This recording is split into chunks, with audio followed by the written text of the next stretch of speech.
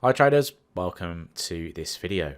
Are we witnessing a little bit of a decoupling between the US dollar yen and US 10-year yields right now? So I did a video a couple of weeks ago talking about how we can effectively use the prices of bond yields to trade US dollar yen essentially, and how one typically moves first and then we see the other follow it.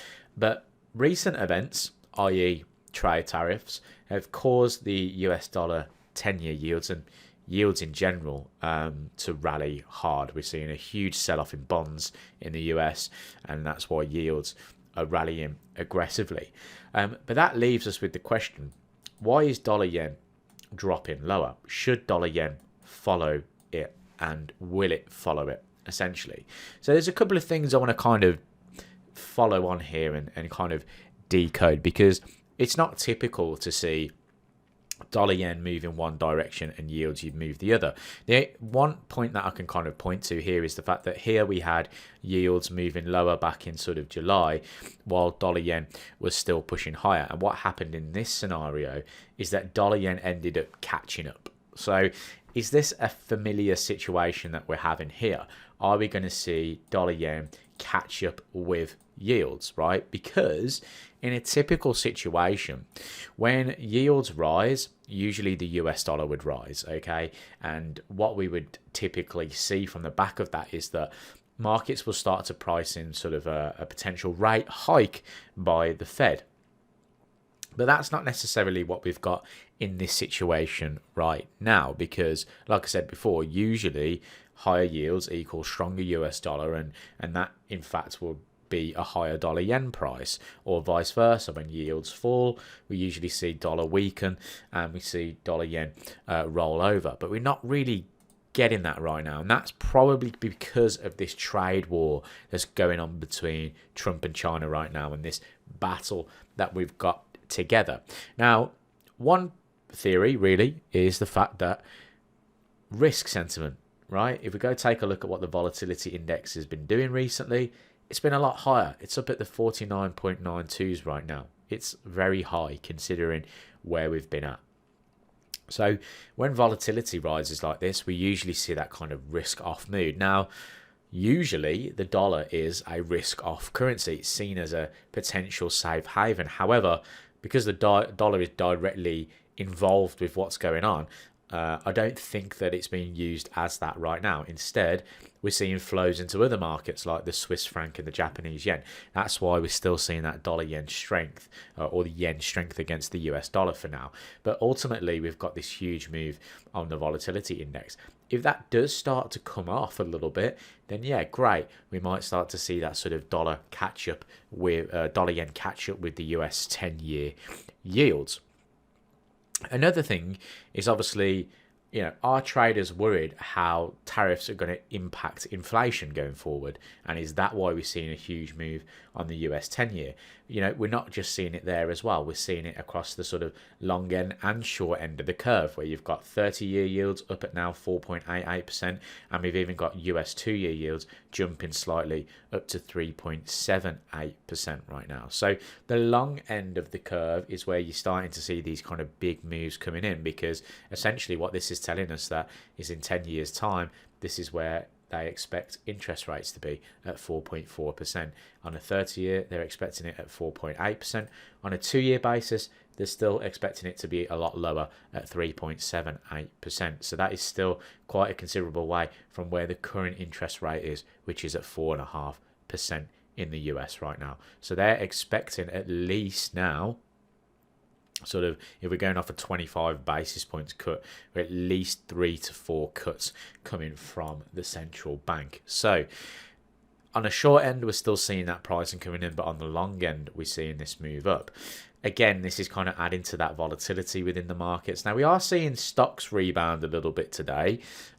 Usually, we get like a negative correlation between sort of stock markets and the US 10-year yields. The reason being is because, well, typically when we start to see yields drive lower, that's pretty good for the stock market. Why? Because that means rates could come down, and that's where businesses thrive, is in environments where there's more capital or cheaper capital to borrow, right?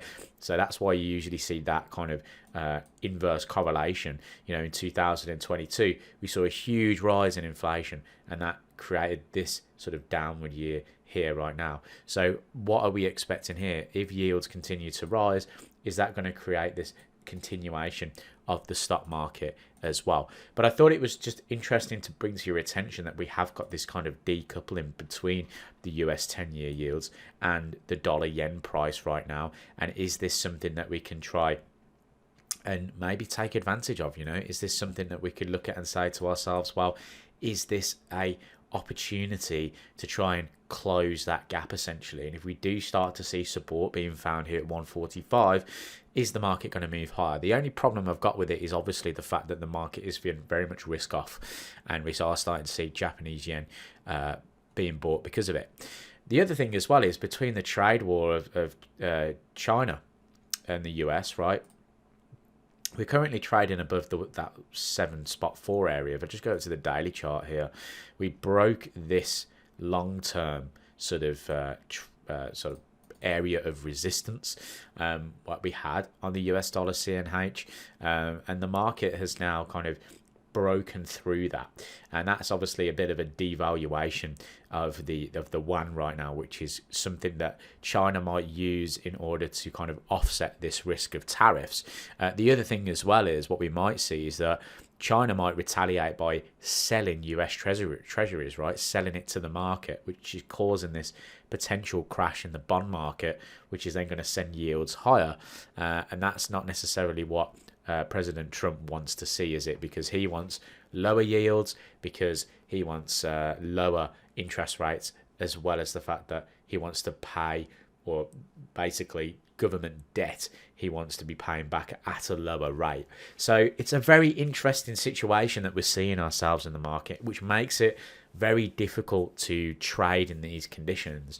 I still feel like volatility, or the volatility index, is relatively high. Now, I imagine a lot of hedge funds would see volatility index this high and be like, we should sell this, because usually in the past, when they do that, what it leads to is these kind of big moves in the market where you have these big downside moves and volatility. This was obviously 2020.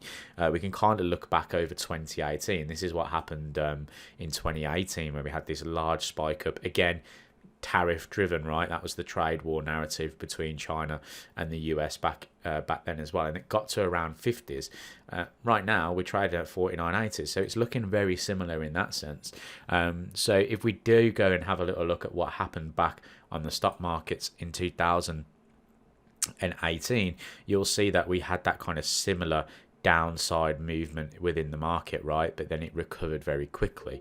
This is obviously a deeper situation right now, so it'll be interesting to see where price goes. You know, I was kind of wanting to do this video to bring your attention to the fact that if you go and look at dollar yen and you look at the correlation between the two, there is a separate situation going on, so it might create an opportunity, but at the same time you've got to be really careful of, you know, treading water around these moments. And I think if we are going to look at opportunities like this, they're best to do at a low risk, you know, and that's one thing I wanted to kind of say in these type of market environments: lower the risk considerably, and be sensible with any kind of opportunities. So thanks for watching. I'll leave it there. I'll speak to you soon.